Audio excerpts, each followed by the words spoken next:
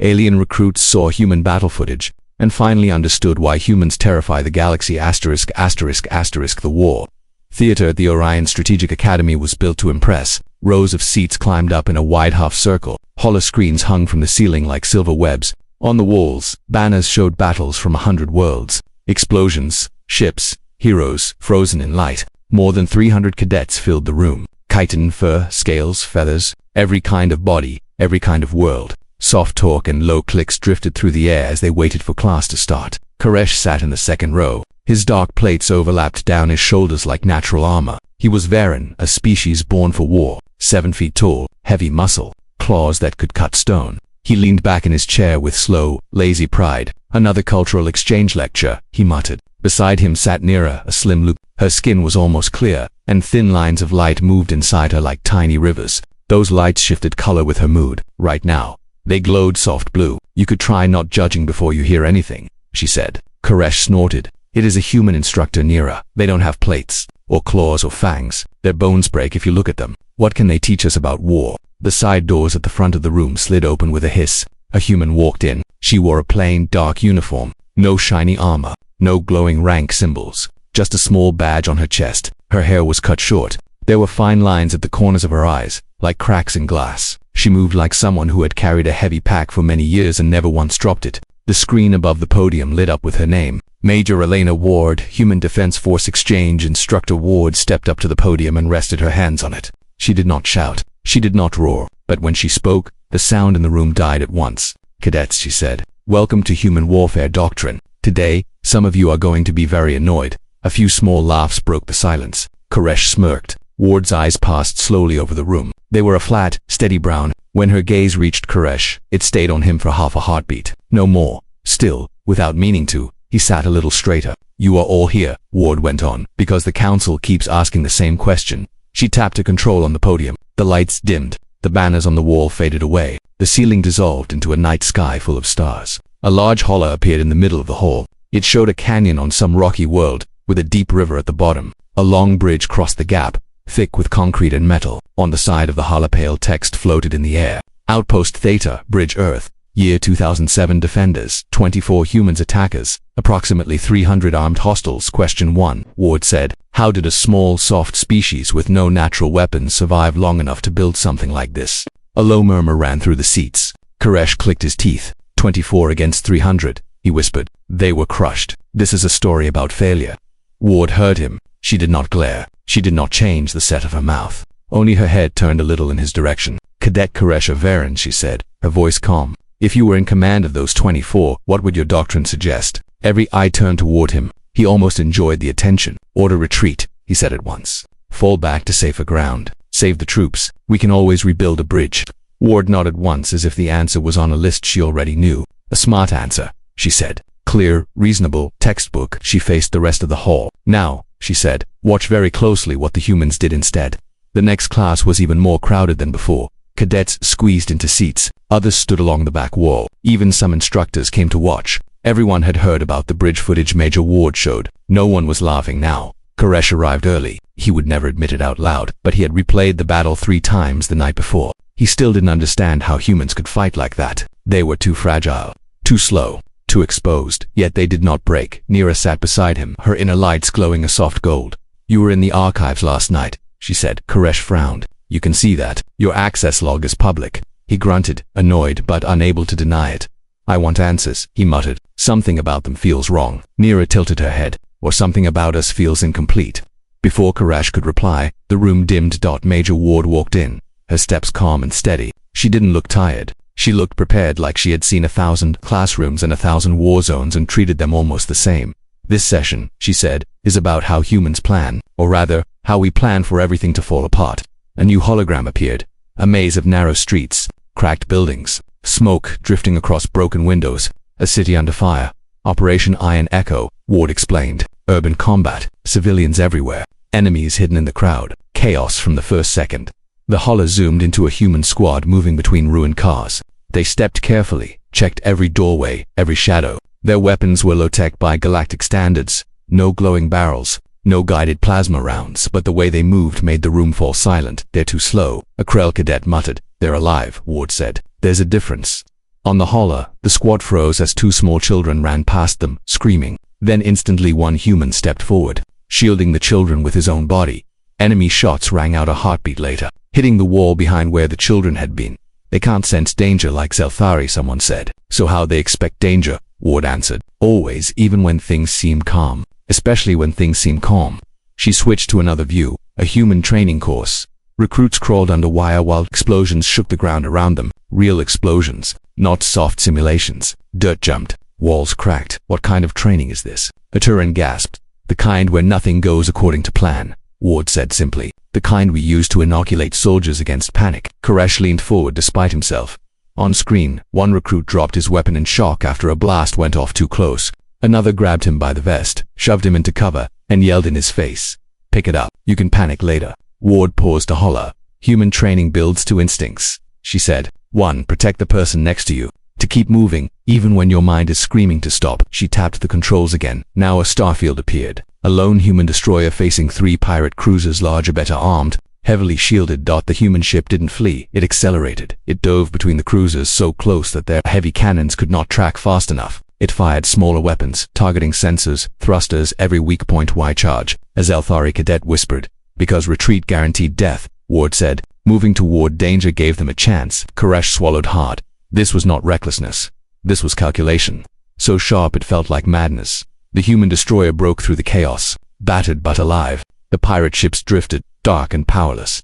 The after-action report appeared on screen. Enemy force neutralized. Damage moderate. Mission achieved. That was it. Nothing more. Ward looked around the hall. You want to understand humans? She asked. Understand this. We don't trust the universe to behave. We train for failure. We plan for confusion. We expect danger to show up early, hit harder than we hoped, and keep coming long after we wanted to stop. She paused, and then we get to work anyway. Silence filled the room. Uneasy, charged. Koresh said nothing, but inside, something cold and electric began to grow. Not fear, not admiration. Something worse. The academy corridors were unusually quiet that night. Most cadets slept early after long training days. Others relaxed in lounges or battled in hologames. But Koresh moved with purpose, his heavy steps echoing off the metallic floor. He needed answers. The bridge footage, the urban patrol, the destroyer charging 3 larger ships. None of it made sense. Humans were physically unimpressive. Heavier worlds produced stronger species. Faster worlds produced quicker ones. Nearly every species in the academy could outrun, outjump or outfight a human 1-on-1. So why didn't humans die the way logic said they should? Why did they win? The archive's door slid open. Rows of glowing terminals filled the room, each showing files from hundreds of military cultures. But Koresh walked straight to the section labeled Human Defense Force History and DOCT Orion. He sat. The terminal lit up, offering thousands of documents. He opened the first. Principle. Your first plan will fail. Your second plan will break. Your third plan might work. Koresh frowned. Why assume failure before the fight even started? He opened another file. Leaders die. Radios fail. Weather changes. Train every soldier to think like a commander. He opened a third. Nothing is stable. Nothing is secure. Nothing stays the same. Adapt or be defeated. Koresh leaned back slowly. His claws tapped the desk. Every doctrine from his own people assumed strength, stability, predictability. They believed battle was decided by physical power and solid formations. Humans believed battle was decided by chaos and how well you danced inside it. Footsteps approached. Nera's soft glow appeared behind him. I thought I might find you here. Koresh didn't look up. These files, they read like warnings, not teachings. Humans didn't evolve with armor, she said gently. They evolved with fear, with predators, with storms, with constant change. Koresh opened another file. This one confused him at first. Murphy's LAW cultural military principle. Anything that can go wrong will go wrong.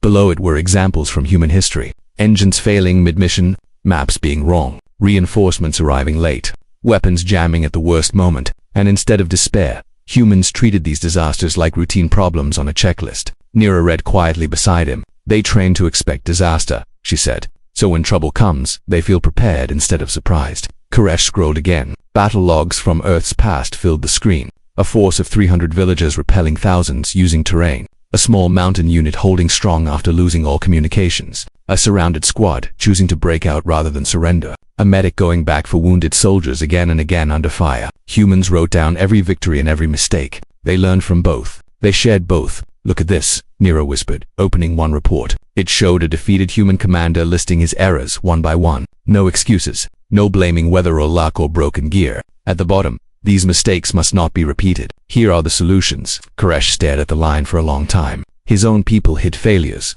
buried them, covered weaknesses with pride, but humans studied theirs like a sacred ritual. This is dangerous, he muttered. A species that learns from every death, from every wound. Nira nodded. A species that teaches others how to do the same. The terminal chimed a new message. Practical simulation exam 3 weeks. Mixed species team's objective: hold defensive position against superior force. Koresh felt something shift inside him. His claws stopped tapping. His breathing slowed. He turned to Nira. We're not using Varen tactics, he said. Not this time.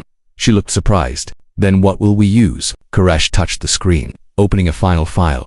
One simple phrase written at the top of nearly every human soldier's manual: improvise, adapt, overcome. We fight like humans, Koresh said. Nira's inner lights brightened with shock and then understanding. Slowly, she nodded. Then we need a team, she said. A squad that can handle chaos. Koresh stood. For the exam, he said. For the lesson. For ourselves. His claws curled into fists. And to understand the one thing that terrifies me most. What? Nira asked. Koresh looked at the glowing human files around them. That they are not strong because they were born that way, he said quietly. They are strong because the universe gave them every reason to quit, and they never did. The training yard they were assigned looked small and unimportant, just a square of gravel, a few metal walls, and a cluster of simulation emitters. But as Koresh studied it, he saw something else. A place where chaos could be practiced. Their squad arrived one by one. The huge Krell warrior, skin like living stone. 3 Terran marksmen with thin limbs and precise eyes. 2 Zelthari with delicate tendrils used for multi-angle firing. A fast Yan scout who moved like a shadow on 4 legs. And 2 more, Varen, both strong but impatient. 9 beings from 9 different worlds. None, what of them had ever trained together? None of them thought like humans. Koresh stepped onto a storage crate to address them. We are not here to show off, he said loudly. We are not here to prove which species is strongest. The Krell rumbled. I am the strongest. Koresh didn't even look at him. Strength alone loses this test. The Krell blinked in surprise. Koresh projected a holomap of the exam. Compound walls, gates, towers, blind spots. Most teams will fight like their home. Species, he said. Varen will charge. Krell will push for brute power. Terran will hide and snipe. Zelthari will rely on tech. He turned off the holla, and they will all fail. Grumbles rose around him. Anger, confusion, doubt. Good humans always started with doubt. Nira stepped forward, her inner glow shining calm blue. We will not use our normal styles, she said. We will use human tactics. The yard fell silent. Everyone stared. The Krell folded his arms. Humans, the soft ones, they hide behind stone. They shake when we roar. Koresh pointed at him sharply. And yet they survive battles that would kill you. They hold out when numbers say they should die. They make weak bodies do impossible things. We are going to learn how. He hopped down from the crate. First lesson, he said. Move together. They began with simple pair movement drills. 1 cadet moved while the other covered. Then swap. Then shift direction. Then repeat. It should have been easy, it was not. The Krell sprinted ahead too fast. The Turan paused to line up perfect shots. The Yan outran everyone. The Zelthari hesitated when their tech lagged. The Varen tried to overpower instead of coordinate till the whole squad felt like a pile of broken parts instead of a machine. Koresh raised his voice. Reset. They groaned again. They repeated it. Dozens of times. Each time Koresh corrected something. No charging, no waiting for perfect aim, no running alone, no relying on natural tricks. He stomped across the yard. You fight like individuals, he shouted. Humans fight like a single living creature, a unit, a pack, a family that refuses to die. They tried again. This time, the Krell slowed down. The Turan fired faster, less precise but more helpful. The Yan stayed within sight. The Zelthari trusted hand signals instead of readings. Still messy but improving. Koresh began adding challenges. Random fire from simulation emitters, weapons jamming, sudden casualty calls, unexpected orders. He forced them to adapt under pressure. Humans expect failure. He shouted through the chaos. They train for it. They survive because they refuse to freeze. A Terran's weapon jammed. Her eyes widened. Koresh barked. 3 seconds to fix it. She fumbled near and knelt beside her. Look at me, breathe, reset the chamber. Good, now fire. The Turan hit her. Target. Koresh allowed himself a small nod. They trained until their legs shook. The Krell stopped roaring and started thinking. Until the Turan fired without hesitation. Until the Zelthari acted without waiting for data. Until the Yan slowed just enough to stay with the group. Until the Varen stopped trying to win alone. At dusk, the last blast from the emitters faded. Everyone lay on the gravel panting. Except Koresh, who stood over them like a stern instructor. You are not ready, he said. Groans answered him. He continued anyway. But you are closer than you were this morning. Nira sat up, her glow faint but steady. The exam is not about perfect fighting, she reminded them. It is about surviving chaos. Humans excel at chaos. The Krell wiped dust from his massive arms. This training feels wrong, he muttered, but also effective. It feels human, Koresh said. Uncomfortable, demanding, humbling. He looked at each cadet in turn. But if we learn this, if we truly learn this, we will survive what others cannot. The young scout stretched tiredly. Then we continue tomorrow. No, Koresh said firmly. They stared. We continue now, tonight, and tomorrow. And the next day, Nira smiled. Koresh pointed at the walls. Because humans never stop preparing, he said. And if we want to fight like them, neither will we. The morning of the exam felt heavier than any training day before. A cold mist hung low over the simulation valley, swirling around the walls of the test compound. The academy instructors watched from high platforms. Drones hovered above, ready to record every mistake. Koresh stood with his squad in a tight circle. No one joked. No one bragged. The Krell cracked his knuckles slowly. The Turan checked their scopes again and again. The Yan scout paced on quick feet. Nira adjusted her gear and looked at Koresh. Her inner lights flickered slow green, a sign of focus. You know the plan, she said softly. He nodded. We don't hold the outer wall. We hold the fight. Big difference. A loud tone echoed across the valley. Team 7. Major Ward's voice announced over the speakers. Prepare for simulation. Countdown begins. Koresh took his place on the eastern watchtower. From there he could see everything. The gate, the inner buildings, the far hills where the enemy would appear. 3, 2, 1. The valley exploded with activity. Holographic enemies shimmered into existence. Combat drones shaped like armored soldiers. They moved fast, coordinated, and silent. Numbers multiplied across Koresh's display. Contact Northridge. The Yarn called dozens, maybe more. Koresh didn't panic. He didn't shout. He simply said, Positions 1 and 2-8. Hold your fire. The drones marched steadily toward the first marker he had placed during planning. Not yet. Not yet at the exact range he wanted. He dropped his hand. Now, the compound erupted in color. Sharp Turan fire cracked through the mist. Zelthari shots hit angles the others couldn't reach. The Krell's heavy weapon roared like thunder. The first line of drones fell, but the enemy adjusted immediately. A second wave broke off, circling around flankers south. Nira warned. Plan Echo, Koresh ordered. Shift and rotate. The team moved not perfectly, but with purpose. One position fired while the next relocated. Then they swapped. No one ran alone. No one pushed ahead. A drone rocket struck the gate, shaking the whole structure. Simulated dust filled the air. Gate won't hold long, the Krell growled. It doesn't need to, Koresh said. Fall back to inner positions. He tapped his cum. We fight like humans. We stay flexible. Minutes passed. More drones arrived. More fire hit the walls. A Turan's vest beeped red. I'm hit. Wounded. Switch roles, Nira said. You spot. Your partner shoots. Zelthari's weapon jammed. Panic flashed in his eyes. Koresh's voice cut through. Tap. Clear. Reload. 3 seconds. He did it. The weapon fired again. The applause was soft at first, then grew louder, spreading across the entire auditorium like rolling thunder. Ward waited for silence, hands behind her back, posture as straight as a blade. You are here, she began, because something extraordinary happened this morning. Holograms activated behind her. The test compound. Drone waves. Team 7's movements. Coordinated, fast, efficient. Ward continued. Most teams lasted 11 minutes. Some lasted 14. A few lasted 18. Team 7's timer appeared. 45:22. New record. A wave of whispers filled the hall. Even the veteran officers leaned forward. They did not win because of physical strength, Ward said. They did not win because of special senses, natural weapons, or genetic advantages. She turned toward Koresh's squad. They won because they trained like humans. The hologram changed. Scenes from human combat history appeared. Modern soldiers, ancient warriors, void marines, medics dragging comrades to safety. Each image glowing like frozen fragments from a long, violent story. Ward walked slowly across the stage. Many of you think humans are dangerous because we are unpredictable, or stubborn, or too emotional. She shook her head. You are wrong. The true danger of humanity is not our anger, or our courage, or our desperation. Another hologram appeared, a timeline of human battles, each one showing smaller forces winning against larger ones, surviving impossible odds. It is our ability to learn. She pointed to the timeline.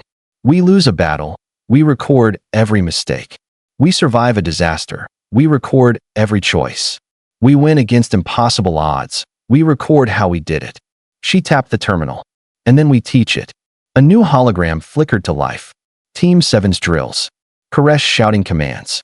Nira signaling fallback routes. The Krell covering the Yen. Zelthri adjusting firing angles. Ward raised a brow. These cadets were not born with unity. They did not grow up fighting together. They have different minds, different bodies, different instincts. She gestured toward Koresh. But they learned to fight as one. Because they studied humans. Koresh felt heat rise under his scales. This was no longer about pride. This was truth, cold, sharp truth.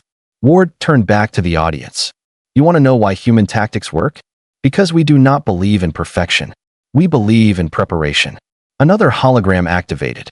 A human soldier running into fire to carry ammunition to teammates. A medic treating wounded under bombardment. A pilot landing a dying ship with shaking hands. A team holding a collapsed building to rescue strangers. Ward's voice softened, but carried through every corner of the hall. Humans are not strong because we are born strong. We are strong because we expect the world to break us. And still move forward. The room was silent. Even the Krell generals leaned in. Ward continued, her voice low and steady. You laugh at our old weapons. You mock our fragile bodies. You call us primitive. She touched a control. Every hologram merged into one single frame. Humans standing shoulder to shoulder, guns ready, faces calm, refusing to back down. Ward's eyes swept across the audience. But when the universe throws chaos at us, when things go wrong, when fear hits, when every rule breaks. She paused. We do not stop. She let that sink in. You saw it today, she said, nodding toward Team 7. 9 cadets from 9 species held the line because they used a mindset older than every alliance in this galaxy. Another hologram appeared. Improvise. Adapt. Overcome. The words floated in bright white. This, Ward said, is the core of human doctrine. Then she leaned forward slightly. And if you are wise, you will learn it too. Silence, deep and heavy, filled the hall. Then applause erupted. Loud, sharp, relentless, not polite, not respectful, stunned, awed. Koresh swallowed hard. His heart thudded painfully. He had never felt anything like this. Nira leaned close, whispering, we didn't just pass the test. We proved a point. Koresh exhaled slowly. No, he said quietly. We proved a warning. Because now he knew, and the entire academy knew, that humanity's true weapon was not muscle or power or fear. It was the refusal to break. And the terrifying truth was simple. Anyone who learned to fight like humans became dangerous too. The dorm halls were quiet after the presentation. Too quiet. No cheering. No celebration. No arguments in the common rooms. Just the kind of silence that follows a truth so large it takes time to settle in. Koresh walked alone through the dim corridor, claws clicking softly on the floor. His squad had gone to rest, exhausted. Nira had offered to stay with him, but he told her he needed a moment alone. Not to think, to understand. Everything Major Ward had shown, the bridge, the city fight, the destroyer charging 3 larger ships, the ancient battles, the modern rescue missions, it all connected now. Humans did not win because they were strong. They won because they refused to accept losing as normal. They refused to let fear decide. They refused to let mistakes define them. They refused to let death come easy. Koresh entered his room. The door slid shut behind him. The faint hum of the academy's ventilation filled the silence. He sat at his desk, opened his terminal, and opened a message window addressed to the Voran High War Council, leaders of the strongest warriors in his species. He stared at the blinking cursor for a long time. How do you summarize what he had seen? How do you explain a species that should be weak, but wasn't? He began typing. Honored Council, I write now because everything I believed about warfare is wrong. I believed strength decides battle. I believed instinct beats training. I believed force wins over flexibility. Humans break all these rules. And yet they survive. They win. They adapt. I have watched them do the impossible again and again. He paused, claws tightening slightly. He continued. Today my squad held against numbers that should have crushed us. We did not hold because of Voran strength or Krell power or Terran precision. We held because we used human methods. Their thinking, their mindset, their unity.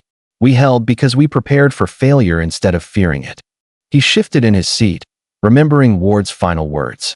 We expect the world to break us and still move forward. Koresh typed again. Humans are not born strong. They are born vulnerable. But that vulnerability made them into something terrifying.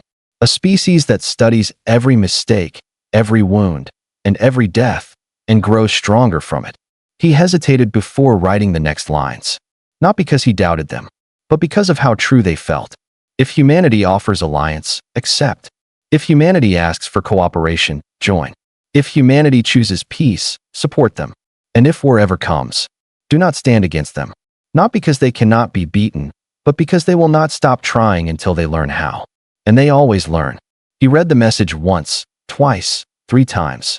Then he added one final paragraph, short, honest, and sharper than any blade. The most dangerous truth I learned is this. Humans are still improving, still adapting, still evolving their tactics. Today they teach us. Tomorrow, they may change the galaxy. We should be with them when they do. He pressed send. The message disappeared into the secure network. Koresh exhaled deeply. It felt like releasing something heavy he didn't realize he'd been carrying. A soft glow appeared in the doorway. Nira, you sent it? She asked. Yes. She smiled, a soft, warm shimmer beneath her transparent skin. Good. They need to hear it. Koresh leaned back in his chair. Do you know what scares me most? He asked quietly. Nira shook her head. That humans fight like their hearts are already broken, he whispered. Like they expect pain, expect chaos, expect loss, and face it anyway. Nira's glow brightened gently. That is why they win, she said. Koresh nodded slowly. No, he corrected. That is why they endure. Outside his window, the academy lights dimmed for evening cycle. Ships drifted through the sky. Somewhere above, a human patrol fleet orbited, small, battered, stubborn ships built to survive what others could not. Koresh rested his clawed hands on the desk. He wasn't afraid of humans anymore. He feared what the galaxy would look like without them. Because now he understood the truth that every species would have to face, sooner or later. Humans were not lucky. They were prepared. And they were only at the beginning of their story. The Yin sprinted between cover spots, carrying extra ammo packs. Simulated bullets hit the dirt around him, kicking up gravel. I can't make this run again, the Yin shouted. You can, Koresh answered. And you will. Go. The Yin dashed again. A round grazed his vest. He skidded behind a barrier, gasping. I'm alive, he shouted. Still running. Koresh felt something strange stir in his chest. Pride. 20 minutes passed. Then 25. The minimum goal for survival was 30. They were close. Too close for comfort. A warning flashed on Koresh's HUD. Breach detected. East side. Inside the wall. Drones had dropped in from above, something no team had prepared for. Inside, Nira yelled. We're surrounded. Koresh didn't freeze. He didn't ask how. He simply said, outer wall is lost. Collapse inward. Create a ring around the blockhouse. Use interior cover. The squad moved instantly. Terran snipers retreated to rooftops. The Zelthari created overlapping fields of fire. The Krell guarded the final entryway. The Yin watched the blind angles. Koresh jumped down from the tower, firing as he moved. Drone after drone poured through the open spaces. Lights flashed. Simulated rounds hit walls and crates. But Team 7 refused to snap. Left side pressure. Nira shouted. Shift right. Koresh answered. Do not break formation. They kept moving. They kept thinking. They kept fighting. 30 minutes passed. 35. 40. The simulation AI analyzed their defense and found no break. At the 45-minute mark, the entire system shut down on its own. The drones froze mid-motion. Their weapons dimmed. The valley fell silent. A long tone rang in the air. Simulation ended. The system said. Defensive objective achieved. Koresh looked around. The squad was exhausted. Breathing hard. Sweating. Shaking from adrenaline. But standing. Not a single one had been fully eliminated. The speakers crackled. Major Ward's voice carried across the valley. Team 7, remain in place. Everyone else, report to Observation Hall B for debrief. We have a new academy record. Koresh lifted his head. For the first time in his life, the Voran warrior felt something unfamiliar. Not victory. Not arrogance. Respect. Respect for a species that taught them how to survive what should have destroyed them. The main auditorium had never been this full. Not during war briefings.